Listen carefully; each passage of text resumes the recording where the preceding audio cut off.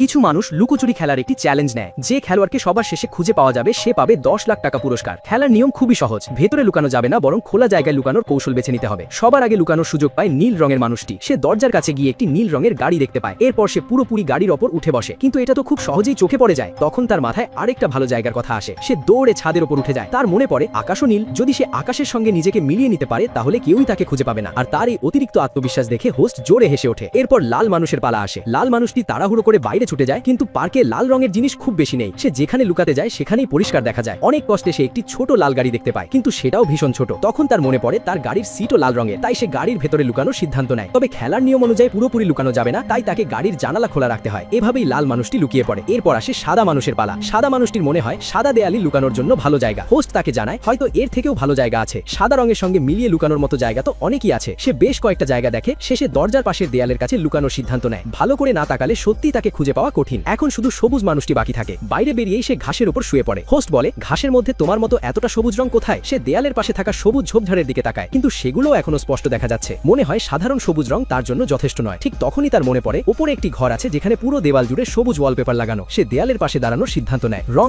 একেবারে নিখুঁতভাবে মিলে যায়। ঠিক সেই সময় বাইরে থেকে নীল মানুষটি দৌড়ে আসে এবং জোরে চিৎকার করে বলে ভীষণ গরম লাগছে। এরপর সে সঙ্গে সঙ্গেই পানির পুলে ঝাঁপ দেয়, কারণ সুইমিং পুলটাও নীল রঙের ছিল।